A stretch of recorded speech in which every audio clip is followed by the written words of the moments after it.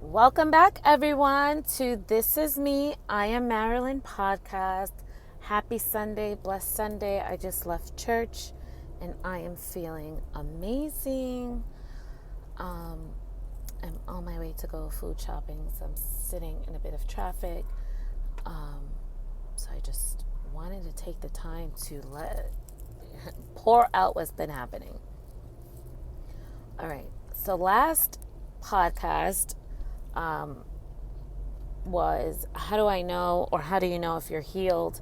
I mentioned that I was in a new relationship. I am no longer in the relationship. It's okay. I'm doing okay. It served its purpose for the moment of my life. There are no regrets. There are no regrets in how I handled it, or but what that relationship did was, I was happy. While it lasted, I was extremely happy. There's no ill will against the other person, because they are a great person, whatever. But today I want to talk about having a target on your back. I listened to Sarah Jakes a couple weeks ago. She was doing a sermon and the topic was pushing through. Are you just pushing through, or are you pushing through your bullshit? And essentially the message was that when you're trying to break generational curses, you will always walk around with a target on your back. And while sometimes we tend to just get through life and just push through life, are we pushing, actually facing our trials and tribulations? And sometimes we just push through it and just try to avoid it and just move on from it because we don't want to be confrontational.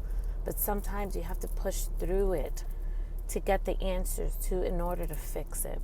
So in church today, it was refuse to sink. Walk with me here. I know I'm just trying to give everything into contents and how it's in my head. I'm just trying to put it out. So my being in that relationship was more of an issue for everyone else around me than myself. And I was just so confused as to why the moment I started living and being happy and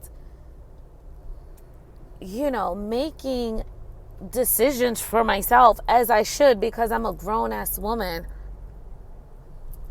it started to create drama around me, not within my relationship, but the drama around me. So I was just so confused as to what was the meaning, what was the purpose, what was the beginning of the problem. What was the beginning of the problem? Because I made a decision for myself that made me happy. It shook those around me, and I couldn't process it, and I couldn't understand why the decisions that I made in my life, why are the changes that I'm making in my life are disturbing other people. And it took a couple weeks for me to just process and replay and what's happening. And while I should have been focused on my relationship and enjoying all the good things that were happening, I was being distracted by the noise that was around me, because that is how the devil works. It's like the moment you find peace and the moment that you find happiness in your life, you're changing yourself, you're growing within yourself, it disturbs the people. But why is that? Certain people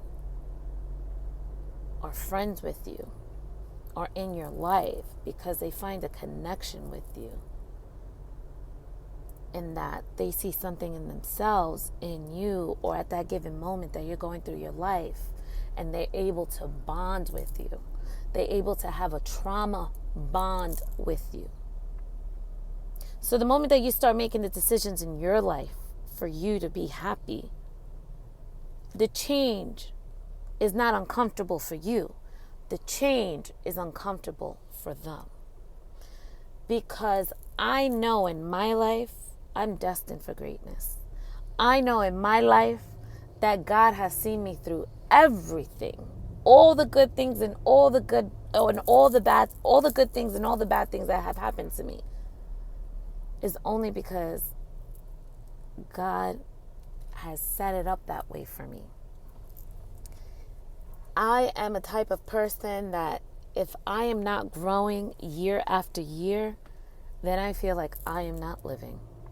I am a type of person who takes a step back and reflects on thyself and questions thyself.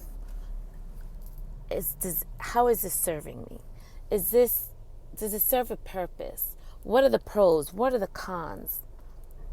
Excuse me. And you would think that the people who are around you, I don't need yes ma'ams. By no means do I need, none of the people around me are yes ma'ams. Or I don't expect them to be, but you need to listen to how people move. You need to listen to the words that they speak, because the devil comes in different forms. And because I've always been a pure person, because I've always been a loving person, because I've always been a person who's made the decisions for myself despite what anybody thinks. And ironically, not everyone is like that. And because of that comes some sort of hate, jealousy, envy. That although you may not have anything in life, as long as you live pure in happiness, that is enough to shake and to bother people. Where am I going with this? Today's message was refuse to sink. Last week's message was a target on your back, because when you're destined for greatness, people may not understand the conversations that you're having. People may not understand the decisions that you're making for yourself in your life, and that they're not supposed to. If you're having conversations with people and they don't understand what your vision is, that's awesome, because it's not their vision to see. So today's message was refuse to sink, and boy, oh boy. Refuse to sink because others have an opinion of what you choose to do with yourself. Refuse to sink because things aren't going how you plan. You have a plan, God laughs. Refuse to sink because those people who try to keep you where you were in your past don't understand the change and the growth that is happening in your life now. And they keep trying to bring you back there and continue to remind you, oh, well, you were this last year, or you were this. Refuse to sink. Refuse to accept, like, these people, I don't have to deal with them. I don't have to allow them to continue to remind me of where I came from or what I've been through. If you can't change with me, if you can't accept the change with me, then they are no longer serving you.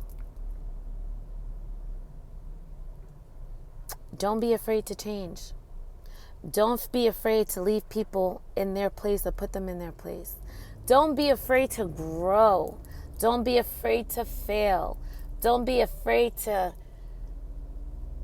say F everybody and do what makes you happy, because for whatever reason, now I know the reason, don't be afraid to do whatever it is that makes you happy, because the devil comes in any way, in any form, to try to throw you off and make you and create this doubt in your head that what you're doing in your life that is serving you, that is fulfilling you, is wrong.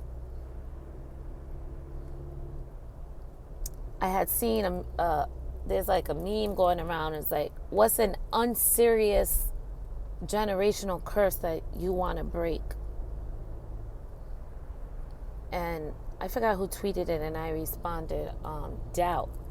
And everyone just kept commenting under. Doubt. The generational curse that I want to break, or that I have been breaking, is doubt. The generational curse that I've been breaking is not being able to trust myself. I trust myself. I trust the decisions that I make. While the people around me, I don't expect them to go along with what I say or whatever, but I expect for them to trust that the decisions I make for my life are serving me. Man, I don't know if I'm spitting it out the way that it's like all over in my head, but the last few weeks I've been very quiet. I've been very to myself because I've been feeling like I'm in this weird space of transition where, and I don't know if it's because I'm exiting my 30s, soon entering my 40s, and I am just like in a place where I'm growing and I'm feeling it, and God is just trying to like speak to me and show me certain things and in different ways, and I've just been quiet because I've just been listening and watching.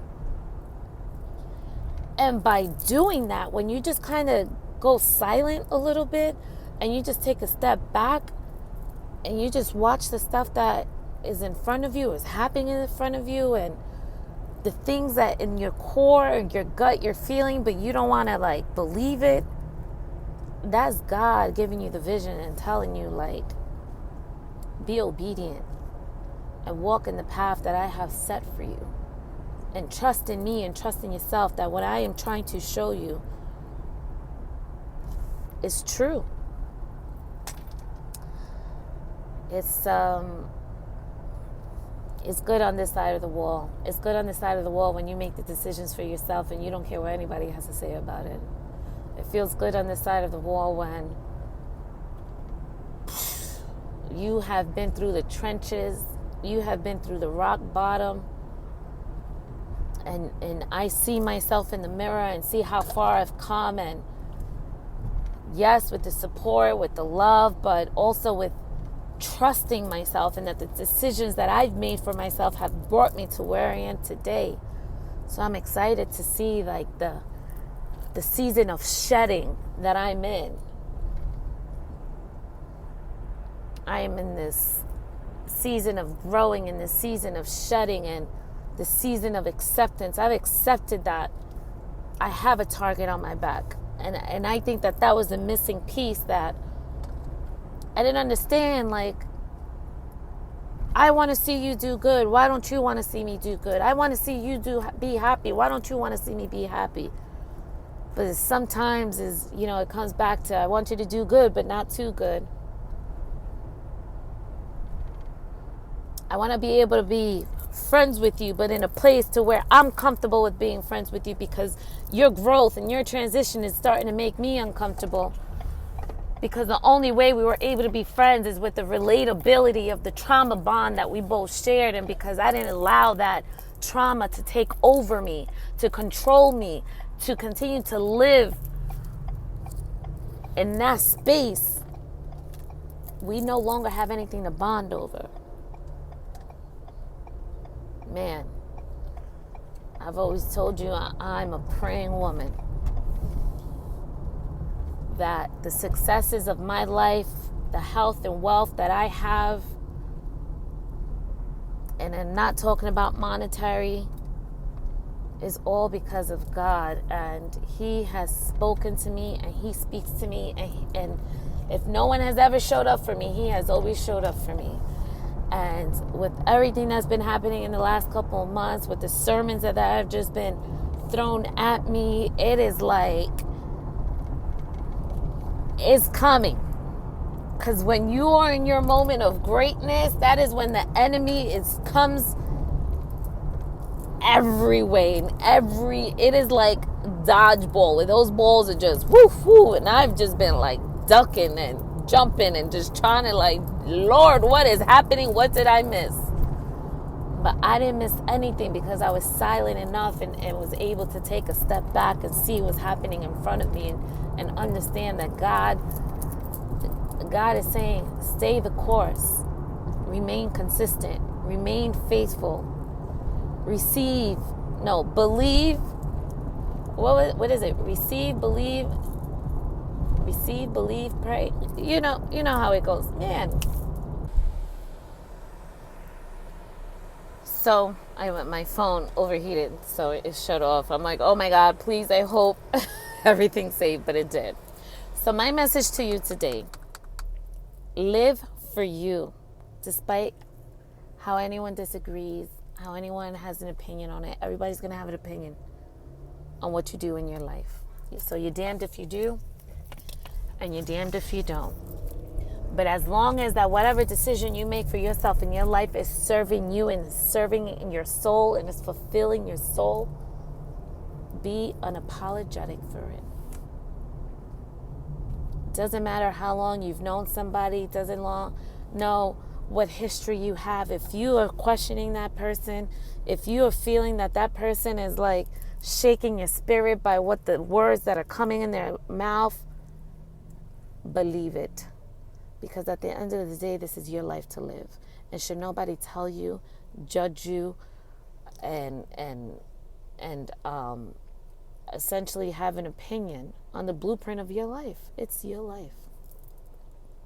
And if you feel like, why is this happening to me? Why is this? I'm living righteous. I'm living in my purpose. I'm living the way that I want to live. As crazy as it sounds, misery loves company.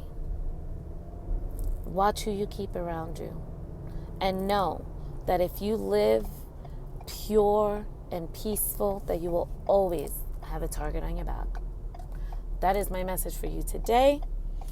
I hope I helped someone. I hope that I explained it the way it was in my head, because I was all over the place. But thank you for hearing me out. As always, I will talk to you soon.